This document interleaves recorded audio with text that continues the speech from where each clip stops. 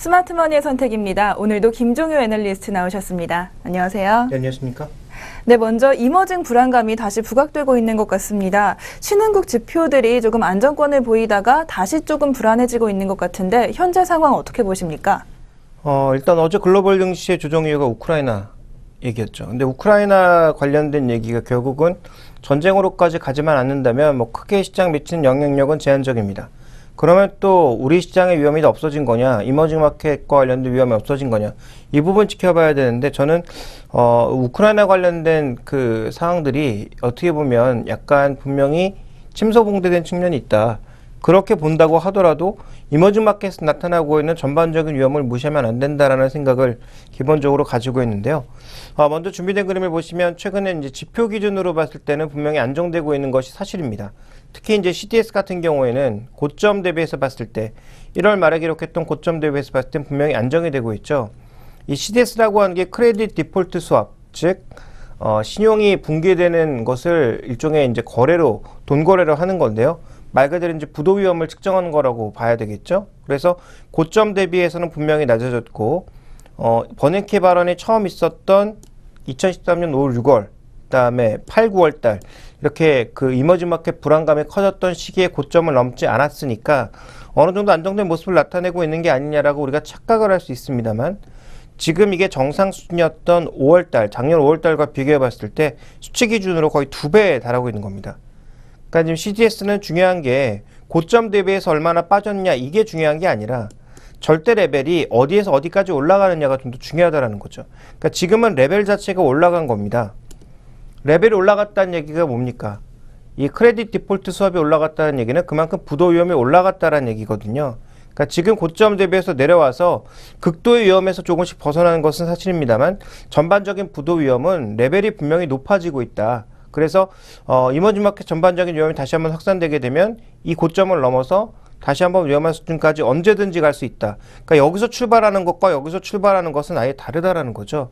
그러니까 레벨이 올라간 것에 주목해 본다면 현재 지금 신흥국들의 위험은 전반적으로 높아진 상황이다라고 봐야 될 것 같고요. 자, 그리고 작년에 5월 달에 나타났던 이 버냉키 발언 때문에 3개월간 주가가 2개월 동안 큰 폭의 조정을 받았고 그 이후에도 쉽사리 회복하지 못하면서 굉장히 조금 아쉬운 모습을 보였는데 이번에 들어서는 한 달 조정받다가 바로 이제 어느 정도 회복하는 모습을 보이고 있거든요. 그러니까 이 차이 때문에 지금은 별로 충격 안 받는 거 아니냐라는 착각을 또 할 수가 있는데요. 문제는 이게 출발점에서부터 해서 날짜를 비교한 일종의 수치이기 때문에 출발점이 다르다라는 거죠. 그러니까 작년 5월 달에는 100이었다면 지금은 한 85 정도에서 그러니까 이제 그림으로 그려보면 뭐 이런 거죠. 이만큼 내려와서 횡보하다가 조금 올라가는 듯 하다가 1월 달에 다시 쭉 내려오고 지금 또 조금 올라가고 그러니까 이 폭 자체가 변한 거지 지금 출발점 자체는 그때와 지금이 또 다르다라고 볼 수가 있는 거거든요. 그러니까 지금 분명히 절대가치 기준으로 낮아져서 상대적으로 덜 빠진 부분이 있는 것이지 위험은 레벨이 올라가 있고 주가지수의 변동성도 굳이 작다라고는 볼 수 없는 그런 구간이라고 판단하고 있습니다. 그래서 일종의 그림의 오류다라고 좀 판단을 하고 있고요. 그 다음에 좀 우리가 좀 살펴봐야 될 건 뭐냐면요. 실물 쪽에서는 어떻게 움직이고 있느냐 이 부분을 봐야 되는데 지금 신흥국들의 자금이 유입되면서 그동안 신흥국들의 내수가 좋아지고 전반적인 상황들이 많이 좋아졌습니다. 투자도 늘어났죠. 그런데 지금 내년도까지의 전망을 보시면 신흥국으로 들어가는 전반적인 자금은 계속 줄어들 것으로 예상이 되고 있습니다.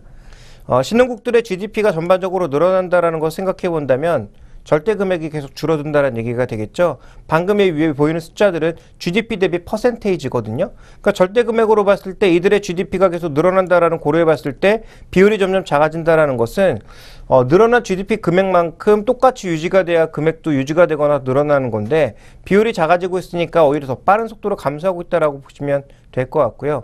그다음에 실질 지표 중에서 뭐 수출 물량이라든지 고정 투자라든지 경제 성장률과 같은 대부분의 지표들이 모두 횡보할 것으로 예상되고 있습니다.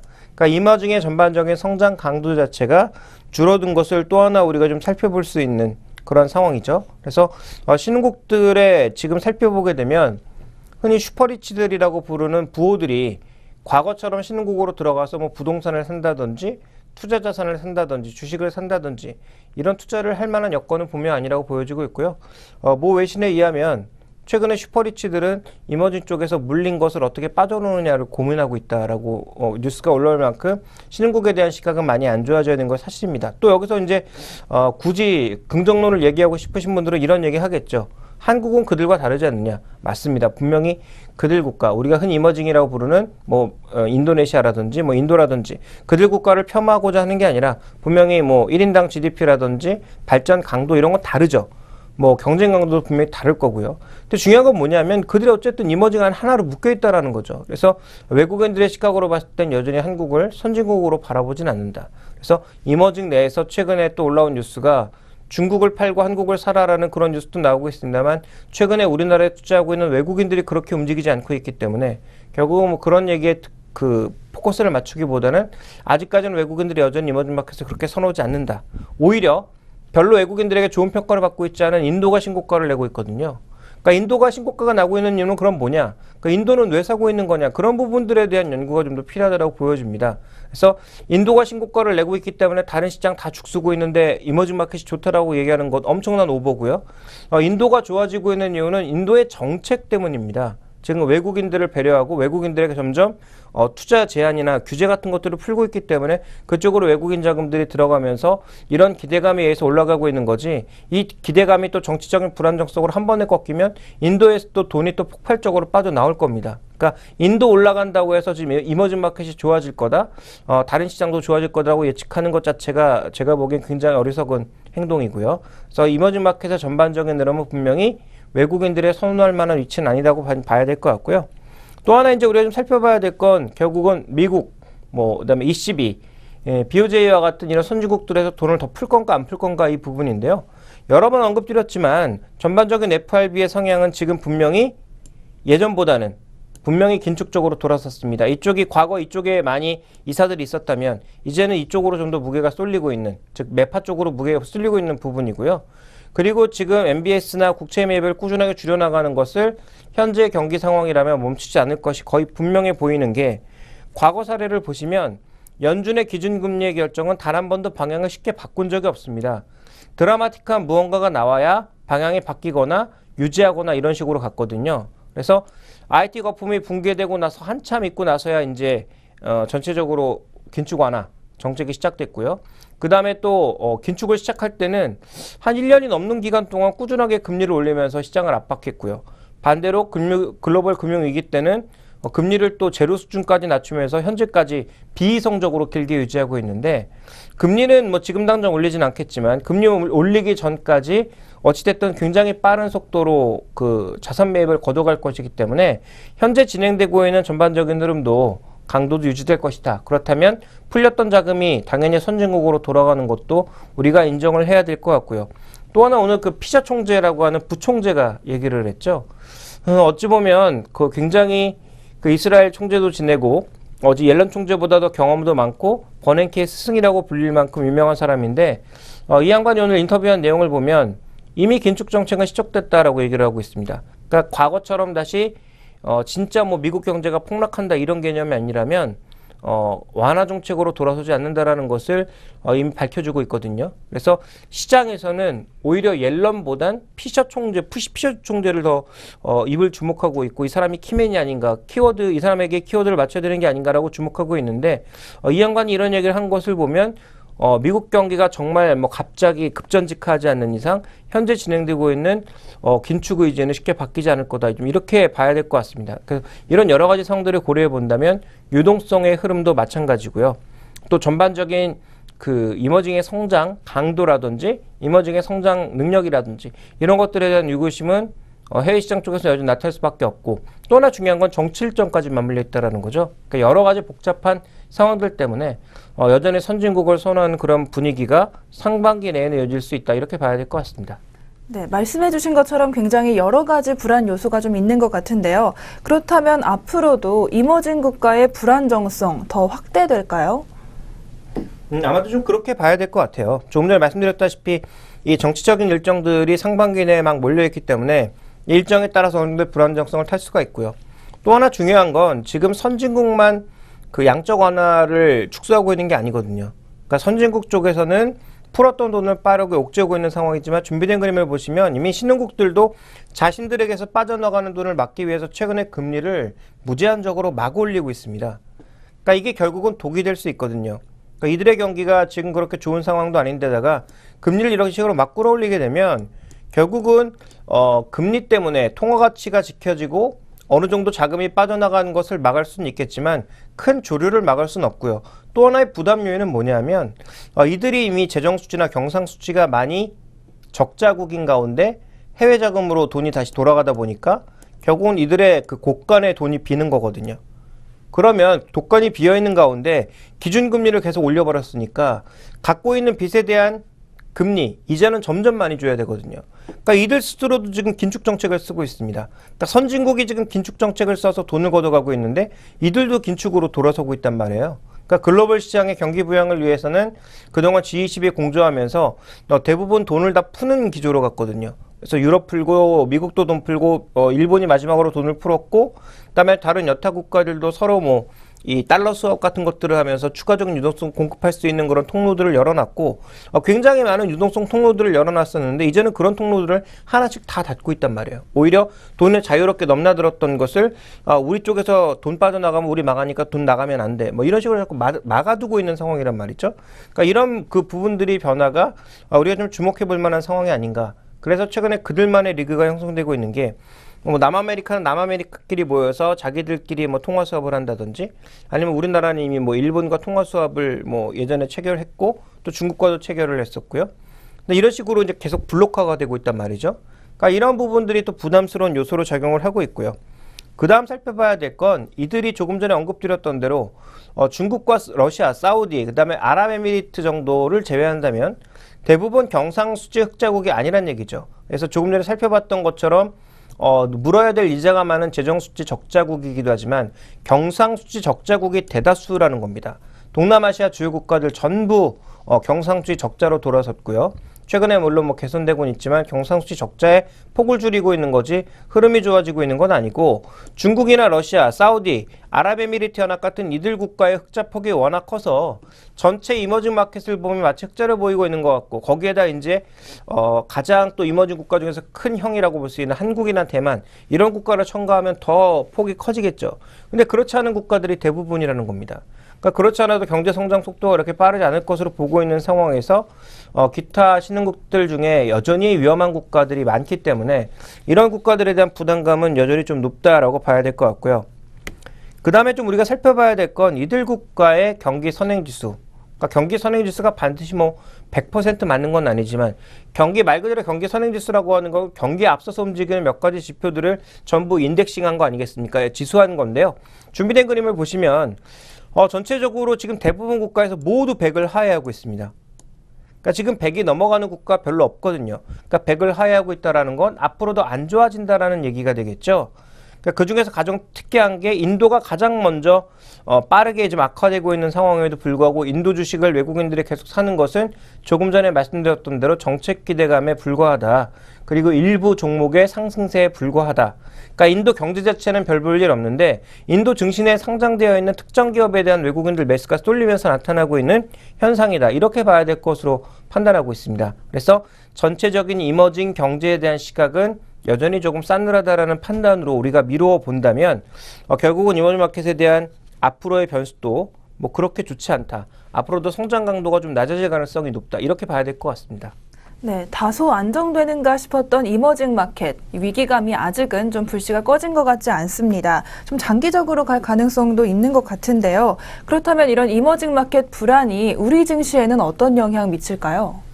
일단 그동안 우리가 계속 얘기해왔던 것은 그 이머징 국가와 우리와는 다르다. 그래서 정부 당국자들도 그동안 꾸준하게 얘기했던 게 그들 국가의 위험이 분명 우리에게 부담스러운 요소이지만 우리는 다르다라는 것이었거든요. 근데 준비된 그림을 보시면 조금 다른 얘기를 해야 될 것 같습니다. 그동안에 우리 시장의 그 원화 움직임, 그다음에 다른 국가들, 이머징 국가들의 통화 움직임과 이 상관관계라는 것을 보면 파란색 차트, 빨간색 차트로 나오는데요. 이 상관관계라고 하는 것은 말 그대로 같은 방향으로 움직이느냐 아니냐를 따지는 겁니다. 그래서 1 수치가 되게 되면 똑같이 움직인다라는 거죠. 그러니까 예를 들어서 이제 뭐 말레이시아 링기트화라든지 아르헨티나 페소와 이런 것들이 달러 대비해서 약세를 보일 때 우리나라 원화도 똑같이 약세를 보이면 그게 이제 상관계수 1위거든요. 그러니까 지금 상관관계가 지금 보시면 작년 4분기 초 정도까지는 상관관계가 비교적 낮았습니다. 한 0.5에서 아래로도 0.4 정도 굉장히 좁은 범위 내에서 상관관계가 작았거든요. 그런데 작년 11월 이후에 보시면 지금 상관관계 수치가 얼마나 올라와 있습니까? 거의 1 수준으로 육박해서 올라와 있거든요. 그러니까 이들 통화가 만약에 무너지면 원화도 같이 무너질 가능성이 높아지고 있다는 거고요. 그러다 보니까 최근에 영향도도 점점 올라가고 있습니다. 그러니까 굉장히 중요한 시사점을 가지는 겁니다. 그동안 작년 3분기 말까지는 영향을 받지 않았던 한국의 강점이 작년 4분기 이후로는 조금씩 틀어지고 있다는 거고요. 연동하고 있다는 거거든요. 결국 이 얘기는 이머징 마켓 쪽에서 뭔가 문제가 생기면 외국인들이 우리 시장에서 같이 빠져나갈 가능성이 높다라고 봐야 될 것 같습니다. 자, 그런 관점에서 본다면 결국은 이머징 마켓의 정치 스케줄과 국내 증시의 변동성 또 해외 증시의 변동성이 결국은 같은 방향으로 흘러갈 가능성이 있다는 점에서 부담스러운 요인이고요. 여전히 글로벌 펀드 여러 번 언급드렸지만 우리나라를 비롯한 이머징 마켓에는 좀처럼 유입되지 않고 있습니다. 오히려 파는 강도만 조절하고 있는 상황이고요. 오늘 또 보시면 오늘도 외국인들이 우리 시장에 비교적 견조한 모습을 보이는 데 비해서 외국인들은 강력하게 팔고 있어서 1900선 내외를 지키려고 하는 국내 기관의 의지가 강한 만큼 하락의 속도는 제어되겠지만 방향을 돌리긴 쉽지 않다라고 봐야 될 것 같고요. 그런 관점에서 이 부담스러운 흐름이 이어지고 있기 때문에 우리가 대응할 수 있는 대응 방법은 두 가지 정도다라고 판단하고 있는데요. 전반적으로 이제 수출주의 상승 탄력이 둔화되는 가운데 지수 전체가 아니면 개별 종목의 밸류에이션 저점으로 급격하게 떨어져서 이 가격 아래로 떨어지는 것은 너무 절대적 평가다라는 평가가 나타나는 수준까지 내려가든지 아니면 반대로 이 기업은 그래도 1분기, 2분기, 3분기의 실적이 점점 개선된다라는 확실한 믿음감을 준다든지 아니면 글로벌 시장에서 지금 동반해서 강세를 보여주고 있는 일종의 밸류에이션상 고평가이긴 하지만 글로벌 시장 내에서 전체적으로 강세를 보여주고 있는 특정 산업이라든지 그러니까 뭐 구체적으로 이제 좀 말씀을 드리자면 대표적으로 소재주 같은 경우에는 절대 주가 저번 저점 수준까지는 강력하게 떨어져야 리바운딩이 좀 강하게 나올 것 같고요. 그 다음에 이제 외국인들이 그나마 사고 있는 일부 종목들, 글로벌 시장에서 경쟁력을 유지하고 있는 뭐 반도체라든지 자동차 부품이라든지 뭐 이런 것들은 그나마 조금 괜찮아 보이고요. 마지막으로 우리가 또 한 가지 좀 살펴봐야 되는 것은 수출주들 중에서 그동안 수출을 전혀 안 하다가 이제 수출을 막 늘려가고 있거나 아니면 중국이라고 새로운 시장을 막 뚫고 있는 그런 기업들이 여전히 좀 좋지 않나라고 보고 있기 때문에 우리 시장의 지수에 대한 대응 관점은 여전히 좀 보수적이고요. 오히려 개별 종목 쪽으로 여전히 포커스를 맞추시는 것이 핵심이 되지 않을까라고 보고 있습니다. 네, 같은 수출주여도 또 상황에 따라서 굉장히 좀 대응 전략이 달라야 할 것 같습니다. 저희 오늘 이머징 불안감에 대해서 살펴봤고요. 잠시 후 선물 전략 후에 다음 이슈 알아보겠습니다.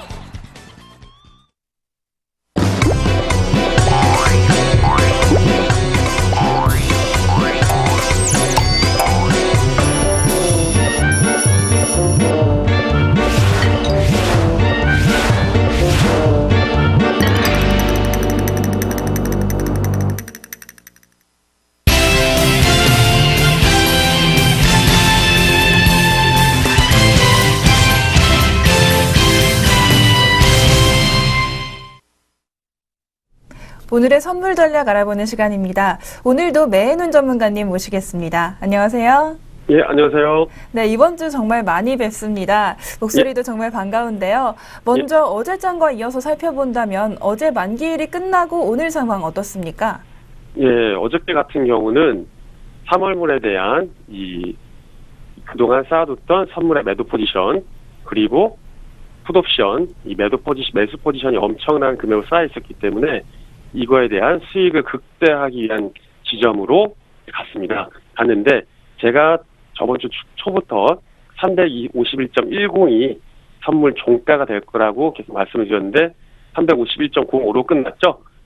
네, 그런데 결국 그러면서 3월물은 시세를 많이 죽이면서 공시효과 때 프로그램 매매로 약 1,500억 정도의 선물을 매도하면서 코스피 200 지수 또한 이 하향세를 크게 가져오고 그에 따른 이 선물 또한 확 시세를 줄여놓았지만 상대적으로 6월물에 대한 이 상승은 어느 정도 나왔거든요. 결국 3월물에 대한 어제 종가 부근의 강한 하락은 이 추세 하락이 아닌 일시적인 외국인들의 수익을 극대화하기 위한 포지션으로의 하락이었다. 그렇게 봤을 때 그러면 살려놓았던 6월물 자체를 상방으로 봐야 되냐? 이 매수 스프레드 자체가 선물에 대한 매수 스프레드 자체가 워낙 소량으로 6월물로 노로벌 통해 넘어갔기 때문에 결국 이 상방을 보는 이 방향성도 이 무게감이 좀 떨어진다.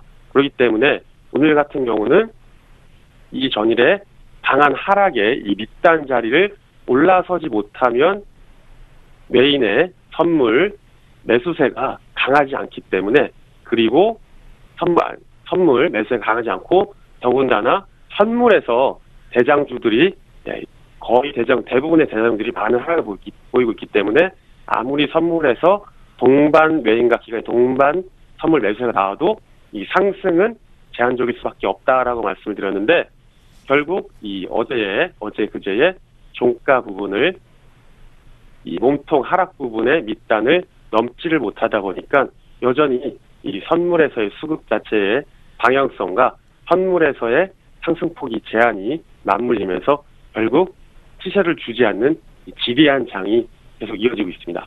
네, 방금 수급 관련해서 말씀을 해주셨는데 현물 같은 경우는 외국인이 계속 팔고 있고요. 또 기관은 오늘은 좀 방어하는 모양새인데 선물도 비슷한가요?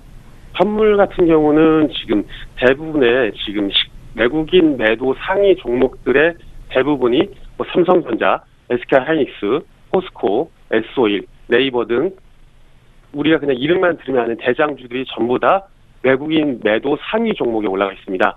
그러다 보니까 이 대장주들이 결국 하락세를 크게 보임에 따라 전체적인 전반적으로 기관이 그리고 개인이 저가 매수를 노리는 개인 또한 물량 또한 들어오고 있지만 실제로는 결국 지수가 하락 마감을 하고 있는 모습이고요. 결국 약보합세이긴 하나 전체적으로 지수를 살려놓았지 못했기 때문에 앞으로의 방향성도 굉장히 좀 예측하기가 힘들고 지리한 장이 좀 이어지지 않을까 생각을 하고 있습니다. 네, 말씀해 주신 것처럼 이렇게 지리한 장 이어지고 있는 가운데 오늘의 매매 전략도 조금 힘드셨을 것 같습니다. 어떤 식으로 매매하셨나요? 예, 오늘은 매수 쪽으로 타이밍을 붙였는데 두 번 다 재미를 못 보고 오히려 손절을 쳤고요. 예, 좀 안타깝습니다. 네. 이 방향 자체를 읽기보다는 타이밍 자체 싸움에서 좀 졌다고 할 수 있겠습니다. 네, 오늘만 또 날이 아니니만큼 다음 주에 다시 힘을 내주시길 바라면서요. 다음 주 시장의 전망 어떻게 보십니까? 다음 주요? 다음 주는 지금 일봉상 볼 때 제가 말씀드린 게 이게 가격으로 찍든 시간으로 찍든 둘 중에 하나의 모양새는 어느 정도로 빨리 나와줘야 되는데 당연히 빨리 나오는 거는 가격으로 했을 때 빨리 나와줄 수 있습니다. 그런데 시간으로 찍는다면 결국 240.45를 필두로 청운 하단에서 지리한 공방이 이어지는 가운데 계속해서 이 선물에서의 외국인의 매수세 그렇지만 현물에서의 매도세 이 두 개가 이 기조가 깨지지 않는 이상은 결국 전체적으로 상방은 아직은 볼 수가 없는 그런 장이 될 것 같습니다. 그리고 중요한 라인은 한 248.45 정도, 248.50 정도가 결국 기준선 중요한 라인이 되지 않을까 생각하고 있습니다. 네, 이번 주 여러 번 나와주셔서 정말 자세한 설명 고맙습니다. 오늘도 좋은 말씀 감사합니다. 예, 감사합니다. 네, 지금까지 매일눈 전문가와 선물 전략 알아봤습니다.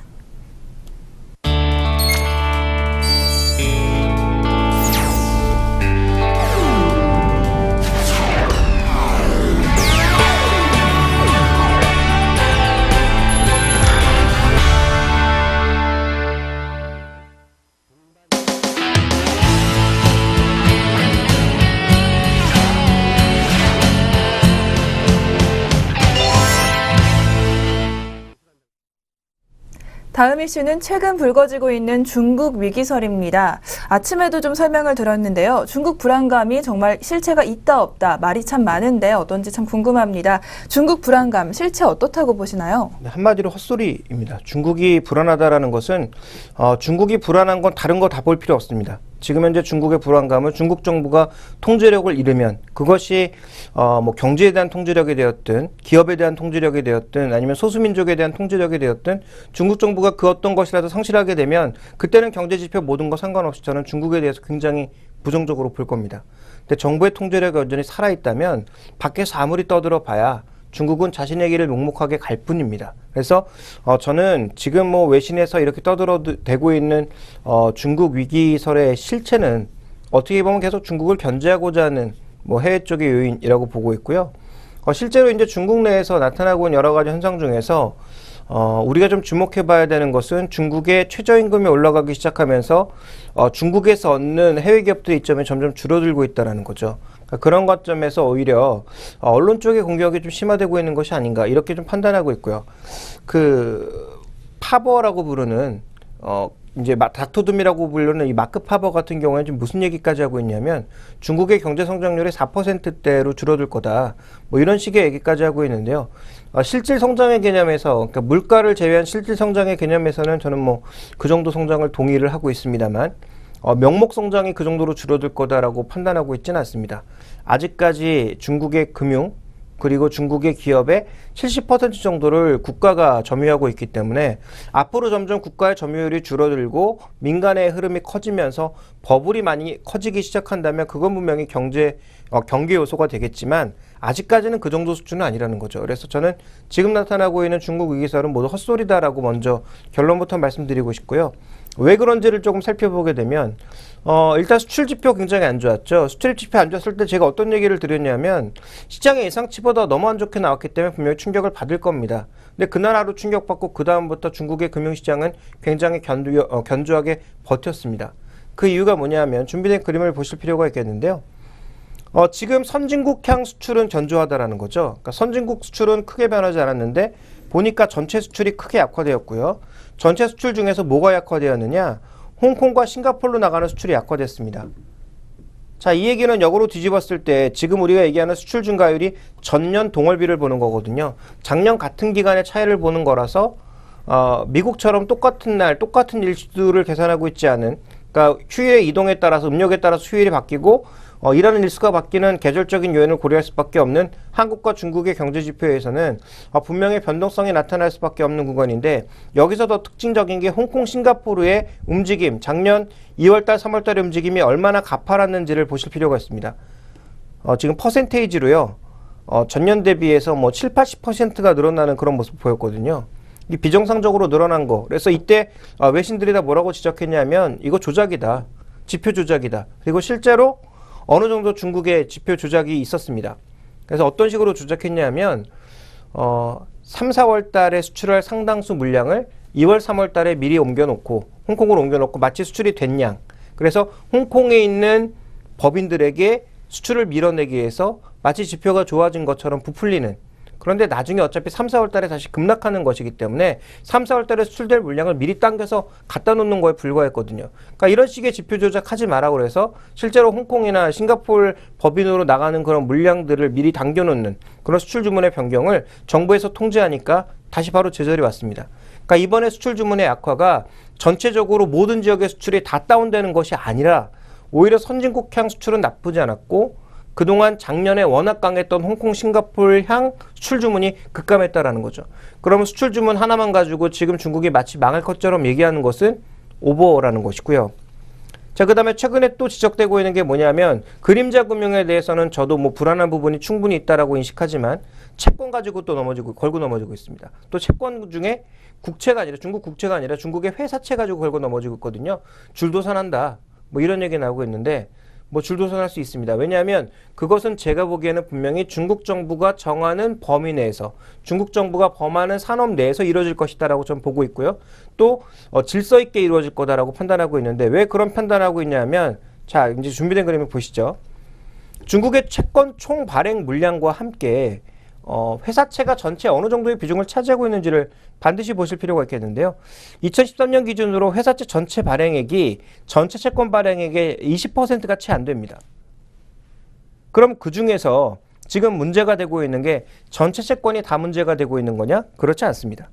보시면 회사채 BBB급 정도의 신용등급이 조금 낮은 것이 최근 금리가 급등되면서 약간의 위험을 보여주고 있는 거고 AAA 등급의 굉장히 신용도가 높은 회사채의 움직임은 지금 오히려 금리가 내려가고 있습니다. 이게 무슨 얘기냐? 중국 전체 금융 시스템에 문제가 생긴 게 아니라 왜 작년 하반기부터 이런 문제가 나타나고 있는 것이냐면 회사채 BB급 이게 대부분 다 여러 번 언급드렸던 뭐 소재산업, 태양광, 조선 이렇게 지금 과잉 투자, 중복 과잉 투자되어 있는 산업들이거든요.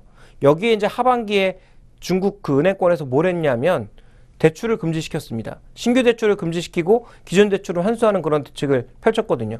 그래서 이들 중에서 가장 치열해진 철강이나 화학업체들이나 조선업체들을 망가뜨리겠다라는 것입니다. 그래서 전체적으로 이런 구조조정이 더 심해지고 있는 거고요. 그래서 이제 뭐 상하이 차오리 같은 경우에 그래서 이제 이자도 못 갚고 망한 거고요.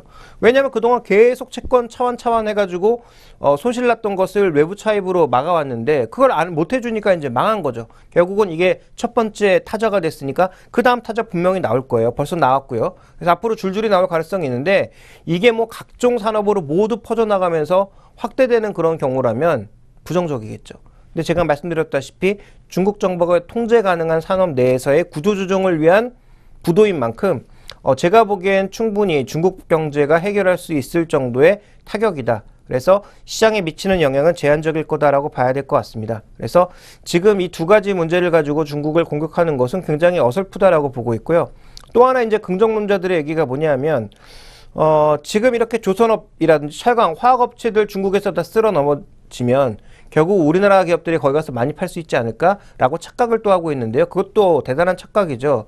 지금 중국의 공급량이 넘쳐나서 조정을 하는 겁니다. 그러면 과연 공급량을 어디까지 낮출까요? 중국이 필요한 정도까지만 낮추지 않을까요? 중국이 정말 자신의 경제에 엄청난 상체기를 내면서 사람들의 고용까지 다 떨어뜨릴 정도로 칼처럼 잘라낼 거냐? 그렇게까지는 하지 못할 겁니다. 뭐 물론 중국은 뭐 우리나라처럼 중간 선거도 없고, 그러니까 미국처럼 중간 선거도 없고, 우리나라처럼 뭐 5년마다 뭐 정권이 갈리는 것도 아니기 때문에 이들은 그냥 10년간 계획을 잡았으면 그대로 쭉 밀어붙이는 거죠. 물론 뭐 대규모 폭동이 일어나서 뭐 정권 자체가 뒤집어지면 어쩔 수 없겠지만 뭐 그럴 가능성이 크지 않다라는 것을 고려해 본다면 결국은 지금 이 긍정론자들이 얘기하는 상당 부분 그리고 정말 극단적인 비관론자들이 얘기하는 상당 부분은 제가 보기엔 진실이 아니라 일부 데이터를 가지고 굉장히 왜곡하고 있다라고 판단하고 있습니다. 그러니까 이런 식으로 본다면 지금 중국 경제는 큰일 날 일이 별로 없다. 다만 좀 우려되고 있는 것은 과거 대비해서 부실이 좀 많이 늘어난 상황이기 때문에 이것을 효율적으로 관리하는 차원의 문제 또 3개월마다 돌아올 수 있는 WMP라고 하는 일종의 그 신탁자산들의 만기가 돌아올 때마다 나타날 수 있는 일종의 금융 시스템의 오류 이런 것들이 문제인 거지 마치 지금 뭐 중국이 망할 것처럼 뭐 중국의 회사들이 정말 뭐가 큰일 나는 것처럼 얘기하는 것은 굉장히 오버다라고 저는 판단하고 있습니다. 네, 이렇게 좀 자료로 뭐 보여주시니까 중국 경제의 위기감 조금 마음이 놓이는 것 같은데요. 그럼에도 불구하고 좀 신경 써야 할 부분도 있는 것 같습니다. 그렇다면 이런 상황 속에서 중국 내에서 우리가 관심을 가질 만한 종목은 어떤 게 있을까요? 그러니까 중국이 지금 전체적인 기조를 변하면서 그러니까 중국이 항상 정권이 바뀌고 1, 2년이 왜 중요하냐면 이들이 이제 발판을 닦는 거죠. 10년간 자신들의 목표를 잡아놓고 그 목표로 가기 위한 10년 장기 계획을 가기 위한 1년 동안은 뭐 무슨 욕을 먹더라도 성장을 조금 깎아먹더라도 자신들의 그 길을 가기 위한 일종의 발판을 닦는 그런 기간이기 때문에 중요한 겁니다. 그래서 시진핑 정부가 이제 출발한 지 얼마 되지도 않았고 이제 1년간 넘어가고 있는데요. 이 정부의 지금 발판을 닦는 여러 가지 노력들 대표적으로는 삶의 질을 높이겠다라는 거죠. 그러니까 공산주의 국가가 삶의 질을 높인다라고 하니까 굉장히 웃긴 얘기긴 하지만 어쨌든 이들도 더 이상 양적인 팽창을 중요시하지 않고 삶의 질을 높이겠다라고 했습니다. 그러니까 삶의 질을 높이는 과정은 솔직히 별거 아니거든요. 그러니까 사람들에게 편의시설을 많이 마련해주고 사회보장제도를 높이고 그다음에 그동안 국가가 통제해왔던 것들을 하나하나 민간에게 풀어주는 것이 결국은 삶의 질을 높이는 방향이고요. 그다음에 경쟁을 조금 더 넓혀주는 방향 뭐 이런 것들이 될 것 같습니다. 자, 그런 과정에서 경제 지표도 당연히 중요한 것들이 변화하게 되는 거죠. 그러니까 준비된 그림을 보시면 지금 2013년도까지의 흐름도 마찬가지였지만 2014년도 들어서 투자는 줄어들고 소비가 늘어나게 되는 그런 효과를 여전히 예상을 하고 있습니다. 그래서 소비는 전체 GDP 성장 부분에서 순수출은 여전히 제로 베이스고요. 소비가 3.9%에서 4.1에서 4.2까지 늘어날 것으로 예상이 되고 있고요. 2013년도에 투자가 좀 늘었거든요. 그러니까 이 부분은 왜 늘었냐면 앞으로 투자는 중국의 경기 조절용이 될 가능성이 높습니다. 그러니까 그동안은 중국의 성장을 위한 투자, 그래서 이런 것들을 적극적으로 해왔기 때문에 그런 부분들의 노력이 많이 나타났지만 이제는 좀 어떤 노력을 나타낼 것이냐. 제가 보기에는 아무래도 중국 정부의 전체적인 흐름은 경기가 안 좋아질 때 투자를 늘려서 조금 속도를 조절하는 정도, 뭐 이 정도로 가지 않을까라고 보고 있거든요. 그러니까 앞으로 투자는 전반적으로 줄어드는데 만약에 경기가 너무 위축된다. 그러면 투자를 갑자기 늘려서 정부 주도의 투자를 늘려서 전체적으로 경기 하락 속도를 좀 조절하는 정도가 될 가능성이 높고요. 오히려 소비가 늘어나는 그런 관점이라고 판단하고 있고요. 그 다음에 또 살펴봐야 될 것은 전체적으로 지금 산업 구조상 3차 산업이 자연스럽게 늘어날 수밖에 없는 그런 상황이라는 거죠. 그러니까 제조업은 지금 보시면 아시겠지만 1차 산업들, 그러니까 1차 산업과 2차 산업의 그 중간 사이에 놓여 있는 경공업 제조업들은 모두 다 빠져나가고 있습니다. 방글라데시, 그 주변에 미얀마 이런 지역으로 빠져나가고 있거든요. 왜냐하면 글로 가면 전력시설 이런 SOC들은 중국보다 분명히 낮고 또 이제 직원들의 숙련도도 낮아서 분명히 짜증이 납니다. 왜냐하면 가서 직원 교육들부터 하나하나 다 시켜야 되거든요. 시스템 교육, 기계 교육 이런 거 다 시켜야 되지만 어쨌든 임금은 중국의 4분의 1 정도밖에 안 되니까 다시 그쪽으로 틀 수밖에 없는 겁니다. 그러니까 중국이 지금 최저임금도 올리고 있죠. 전반적인 지대도 비싸졌죠. 환경공해 심해졌죠. 이러면서 이런 공장들은 자연스럽게 전부 동남아시아라든지 아니면 남아메리카 다른 지역으로 설 수밖에 없는 그런 상황이고 최근에 이제 슈퍼리치들은 또 어디에 눈을 돌리고 있냐면 굉장히 장기적인 눈을 보면서 아프리카 쪽으로 또 눈을 돌리고 있습니다. 아프리카 어쨌든 개발해서 점점 사하라 이남 쪽으로 내려갈 수밖에 없거든요. 그러니까 이런 쪽으로 눈을 돌리면서 그쪽에다 이제 투자를 늘려나가고 있는 상황이고요. 실제로 이제 ENC 기업들 우리가 흔히 얘기하는 이제 건설 기업들 이런 쪽으로는 전부 그쪽으로 가서 이제 뭔가를 해보려고 그쪽 정부와 스킨십을 좀 늘려나가고 있는 상황인데 실제적으로 중국은 그러다 보니까 자연스럽게 제조업의 비중을 줄이고 소비를 늘려나가면서 내수를 키울 수 있는 서비스 산업들에 대한 육성에 나설 수밖에 없습니다. 실제적으로 이러한 부분들이 전체적으로 이번에 양회에서도 나타났고요. 그러니까 전인대에서 리커창이 강조했던 것도 대부분 이런 내용들이 있다라고 좀 봐야 될 것 같습니다. 자, 그런 관점에서 봤을 때 저는 전체적인 시장의 흐름이 아마 관련 종목들도 이에 대한 수혜가 나타나지 않을까라고 판단하고 있는데요. 자, 중국 관련주에서 봤을 때는 우리가 분명히 아웃바운드, 인바운드 중에서 어떤 쪽을 주목해 봐야 될지 살펴봐야 되는데 저는 양쪽 모두 주목해 봐야 된다라고 보고 있습니다. 그래서 인바운드 쪽에서는 중국 관광객이 증가하면서 나타날 수 있는, 그러니까 인바운드라는 게 뭡니까? 우리나라 안으로 뭔가 들어온다는 거 아닙니까? 그러니까 중국 관광객이 들어오면서 소비가 늘어날 수 있는 것이 대표적으로 이제 카지노, 화장품, 여행, 카지노는 그때 제가 한번 설명드렸죠. 지역적으로 우리나라가 인천에 이제 가깝기 때문에 우리나라 쪽으로 오는 것이 더 가까운 그런 지역의 중국인들은 우리나라로도 많이 올 거다.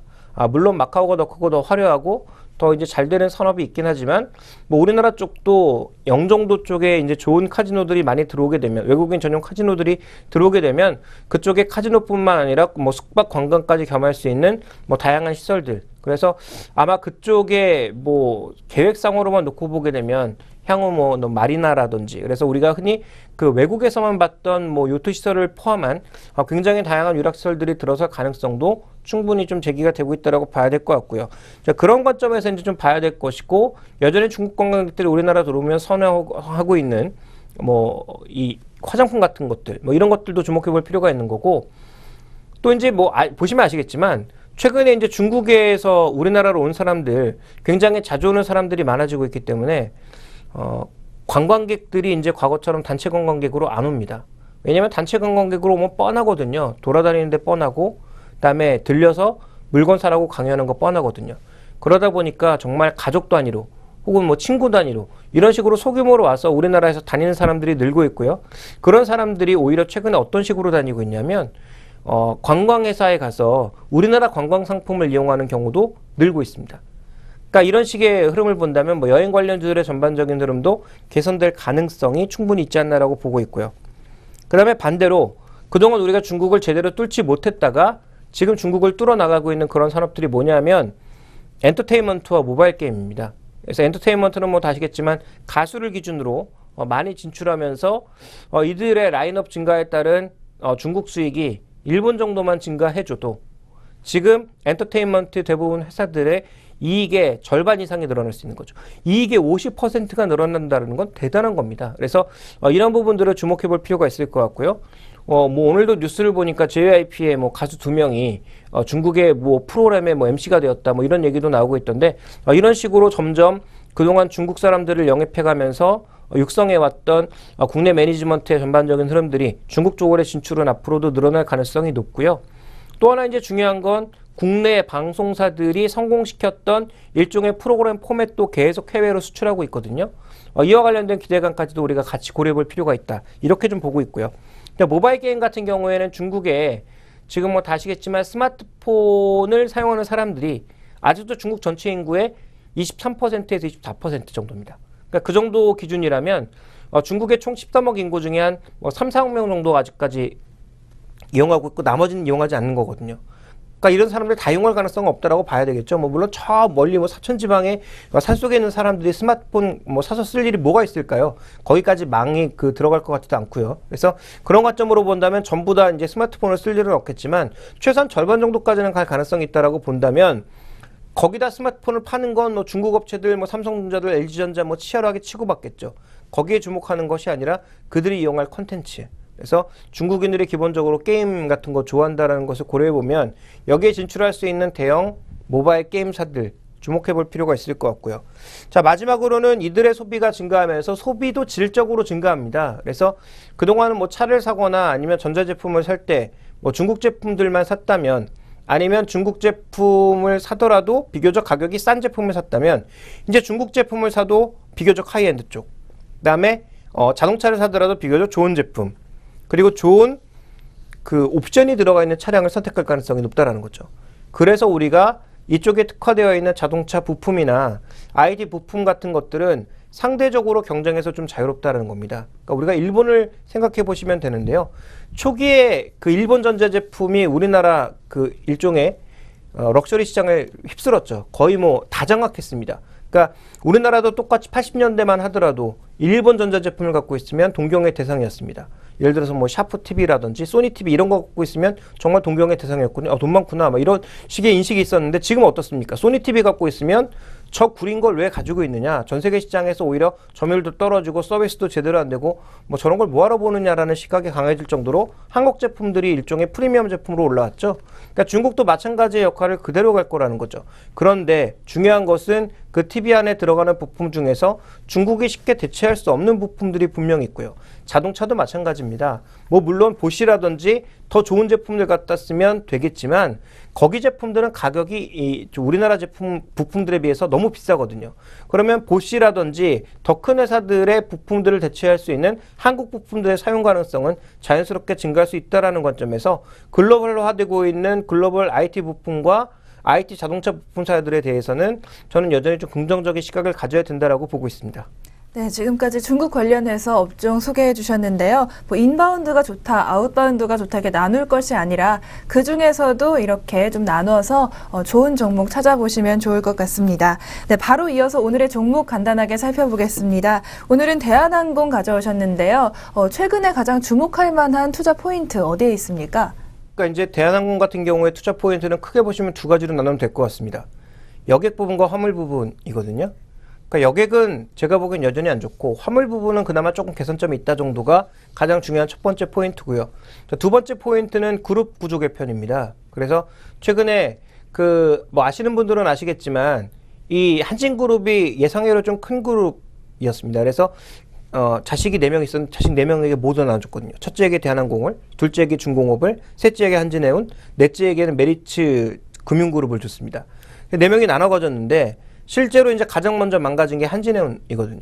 한진해운이 망가지면서 지금 조수호 회장이었던가요? 제가 이제 정확하게 성함이 기억이 안 나는데 이 회장님이 돌아가시고 그 이제 부인 되시는 분께서 그동안 회사를 이끌어오다가 이번에 뭐 정석 기업을 중심으로 해서 한진칼, 한대한항공 분리를 했고 여기도 한진해운홀딩스, 뭐 한진해운 분리를 하고 뭐 굉장히 복잡한 구조를 이루다가 한마디로 말씀드리면 어쨌든 이 셋째가 가지고 조수호 회장이 가지고 있었던 한진해운 그룹이 대한항공 내로 들어오게 됐습니다.